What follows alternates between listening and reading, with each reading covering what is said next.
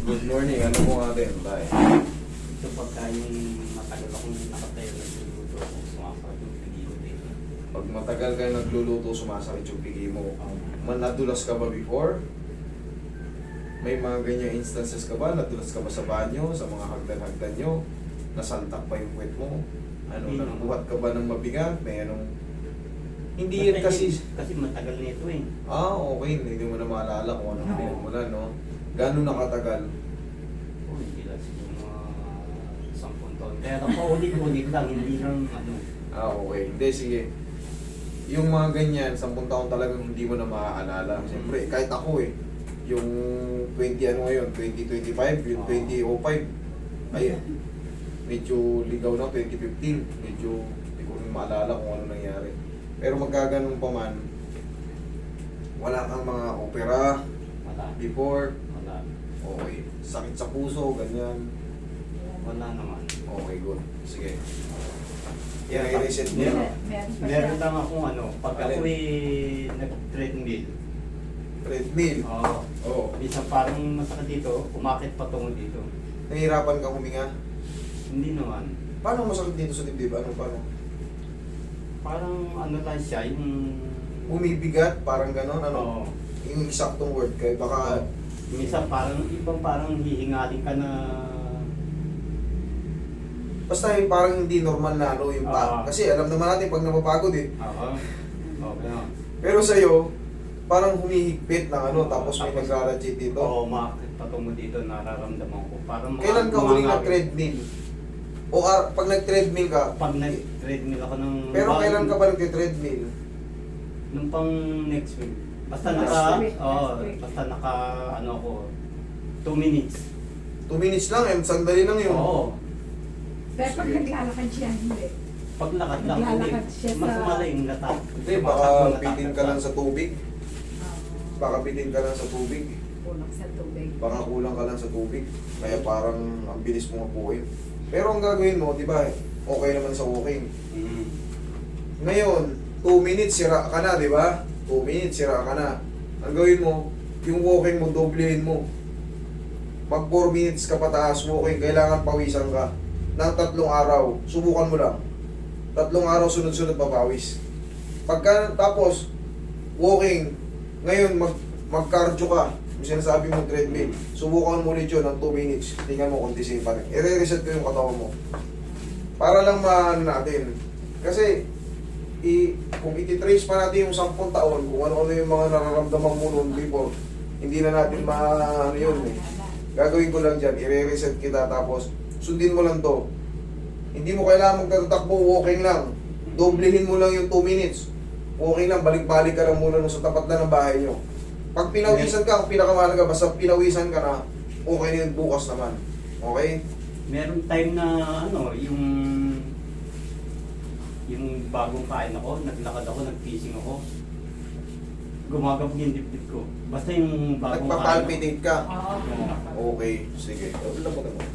Nagpapalpitate ka. Ibig sabihin, ano yung kinain mo? Ano naman yung kinain mo para magpalpitate? Hindi ka kaya high blood? Para magpalpitate ka? Kasi blood flow yan sa puso eh. Meron kong high blood yan ano. Baka high blood ka, sir. Cholesterol. Okay. Ayun na. Doon na nga yun. Kasi madali naman i-trace eh. Kumbaga, base rin yan sa mga sasabihin mo. Kung ganoon, kailangan mo lang talaga magpapawis. Isa lang din ang sagot doon. Pero huwag kang magano. Hindi mo kailangan magtatatakbo. Doblehin mo lang yung lakad. Lakad. Okay, 3 araw sunod-sunod. Pero kung maa-addict ka na sa kaka-walking, mas maganda. Okay? I-consistent mo lang muna. Bigyan kita ng ganyan. Tapos i-reset lang kita. Kasi nga, blood problem yan. Ang sagot sa blood problem is kailangan magpapawis tayo. Mahirap kasi yung ano sa'yo. Kasi mayroon ka sa sumisipong dibdib mo. Pero tinuturo ko rin yan eh. Tandaan nyo, once na magkaroon kayo ng parang uncomfortable, iangat nyo yung kaliwa nyo. Napapanood nyo na to sa akin eh. Iangat nyo yung kaliwa nyo. Pag nakakaramdam kayo ng parang lost breath o yung parang pigil, parang may Basta parang kung humihigpit to, Ah. iangat nyo yung kaliwa nyo.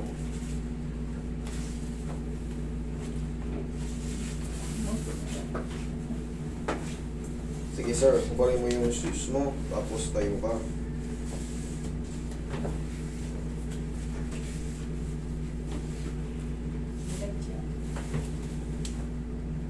Yan. Okay, higang patagilid.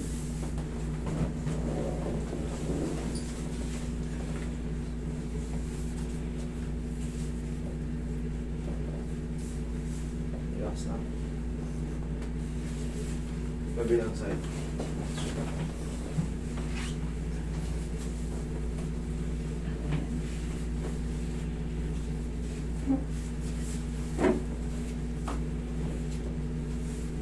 Okay na pa. Magsimula bukas ha. O kahit mamaya, magsimula mamaya. Kahit hapon, walang problema. Kahit hapon, walang problema. Pag pinawisan na, okay na yun, stop na. Tapos pag iinom ng tubig kasi medyo parang nagpapalpit dito siya pagka ano eh. May mga pagkakataon ganun eh. Parang pag iinom tayo para safe pa, yung parang Oo. didilaan mo lang muna yung tubig, babasahin mo muna para safe tayo. Lahat tayo. Pagka napapagod o nahihingal, huwag tayong iinom basta-basta ng malamig. Ay, sarap. Oh, ma-choke ka dyan eh. Parang didilaan muna natin, babasahin muna natin yung bibig natin, tsaka yung lalamunan natin.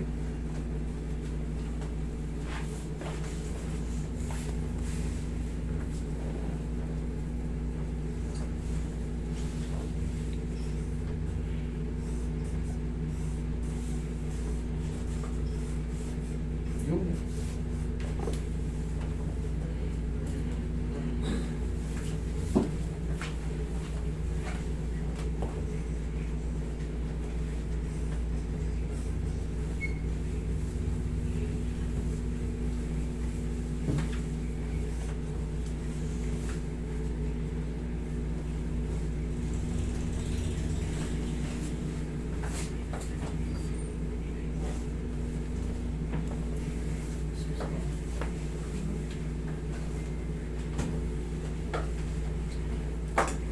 Baka nga lang yan sa pagtaas na ano ni sir, nasasabay. Baka yung kinain ni sir eh, naparami yung kanin, naparami yung mga mapaparito-prito, maalat. Blood clot. Pero pangkaraniwan na yan, yung mga ganyang pakaramdam, pangkaraniwan na yan pagka kayo going to sinyo. Bakit? Bumabagal ang metabolismo natin, bumabagal yung digestion natin. Kaya kailangan babalik tayo sa galaw-galaw para hindi galaw-galaw lang yan. Basta mabawasan na yung kilikili nyo, mabasa na yung singit nyo, napawisan na kayong konti sa dibdib, sapat na muna yan. Hindi nyo kailangan yung Pawis na pawis. yes, hindi nyo kailangan pawis sa pawis. Basta consistent lang. Basta consistent lang. Yun yung pinakamahalaga. Hindi mo kailangan biglayin. Tsaka mo na biglayin yan pagka nakadalawang linggo ka na nakadalawang linggo ka na. Yun na yun. Sanay na yung katawan mo na mga pawisan, pwede ka ng kung may treadmill kayo. Siyempre, sayang naman yun. Baka may stock lang yan. Masira yung mga kalawangin yung mga tornilyo. Gamitin nyo lang gamitin. Yung mga amo ko niya sa Saudi, ang gaganda pa ng treadmill na no. Alam nyo yung treadmill? Napakaganda lang yan pag may plastic pa. Putya, mga 2 linggo pag nagamit mo. Wala na. Nandun na yan. Yung binili ng boss ko nun, napakagandang treadmill. Yung bagong labas, yung malaki. Ang ganda ng ganda. Tapos, may sounds, may control na lahat. 2 linggo lang ginamit. Sa driver na pinagamit eh.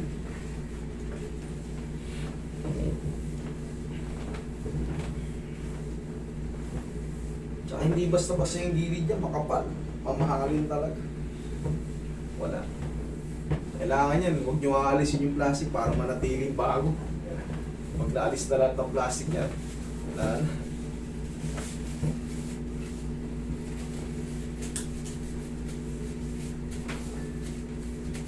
Parang regalo sa bata eh.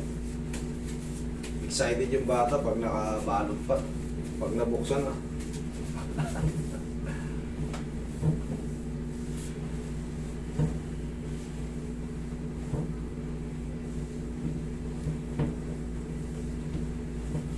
Tay, kaya.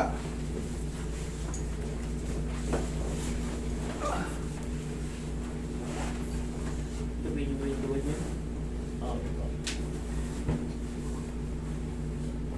Ano bang iniinom nyo kadalasan? Malamig na tubig galing sa ref? Maligam Warm, no? Warm. Yan, very good. Yan ang ano, turo rin na ng doktor yan, lalo sa umaga, warm. Warm. Oo. Pagka kasi mataas na yung cholesterol natin, pag palaging galing sa ref yung iniinom natin tubig, eh huwag na tayo mag-expect na, siyempre parang yung mantika, tulog. Ganun din yung mga ano natin. Inhale, exhale.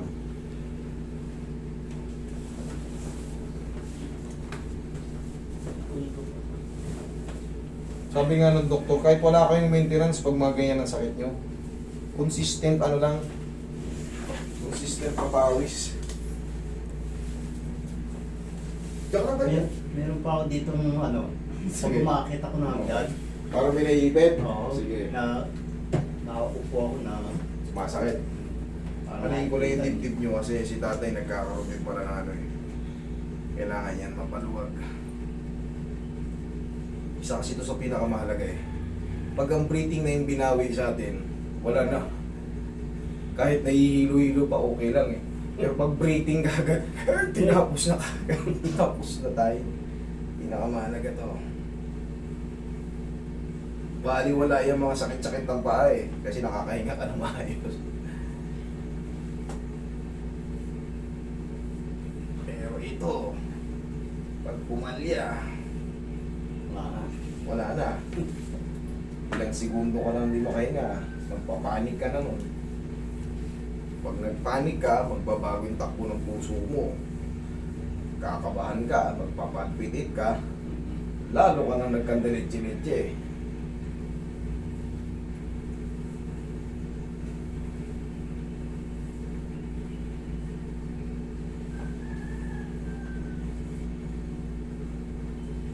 lagi nga kami nanonood sa YouTube eh. May matututunan kayo. Oo. Basta tignan nyo lang, pati yung explanation, mahalaga kasi may mga pinagagawa ko sa inyo. Kailangan alam nyo rin yung kasunod. Dito pagka umaga, para itong maga pag nilalakad ko, para siya nangangapal. Sige. Ito sa Hindi, part lang din ng circulation niya. yeah. Pag ano. Basta yung parang manhid-manhid, hindi makakat. Ang gagawin nyo dyan, i-elevate nyo lang, makakabalik. Pero dito, parang may naiipit dito, parang hindi manhid kirot, yan, hindi yan ano. Ibig sabihin, may naiipit dyan na ligaments o tendons. Pero pag nangangapal, namamanhid-manhid, ibig sabihin yan, blood problem yan. Blood circulation problem.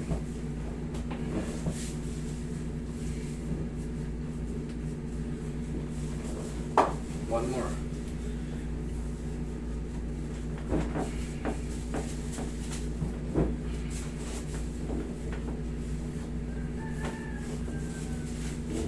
Takin lang natin to.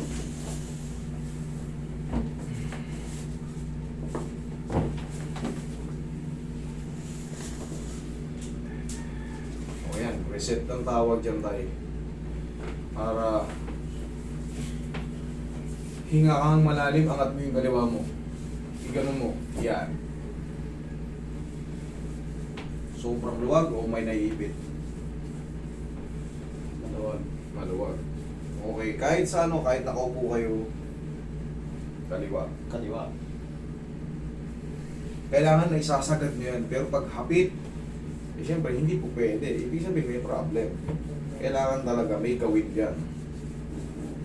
Pero minsan, nangyayari, yung mga spinal nerve natin sa likod, pag humihinga tayo, para may susunod. Ay, may naiipit ah. Reset lang din yung ano no. Reset. Pero pag may manhid yan, medyo alarming yan sa ano yan, tubo yan. Parang nakakaramdam kayo ng pag-ipit, manhid.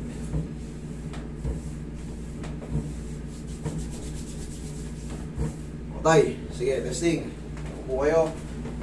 Dito naman, sa pag-upo. O. Ito muna, angat nyo to. O, hingang malalim, pinakamalalim. Wala. O, baba. O, hingang malalim ulit. Ayos naman. Okay, wala naipit. Ngayon, reviewin nyo yung video natin ha, yung sinabi ko. Kahit 3 consecutive days lang, papawis na kayo. Okay?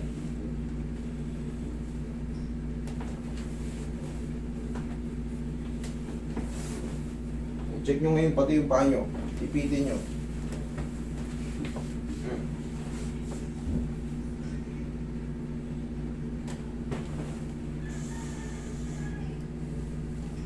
Ayos. Yung pag-uwi ako. Mamaya? Dito, Oo. pag ngumumiyak, tunog ng tunog to. Nga nga ka nga.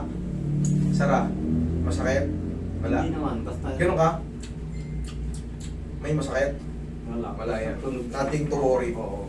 Nothing to worry. Pero kung yan, pag ngumunguya kayo, may tumunog, yan o master o, nangawit o, hindi po pwede. Kahit konti lang, kailangan nakakain ka na maayos, tutunog-tunog lang, walang pain. Oo, Wala yan.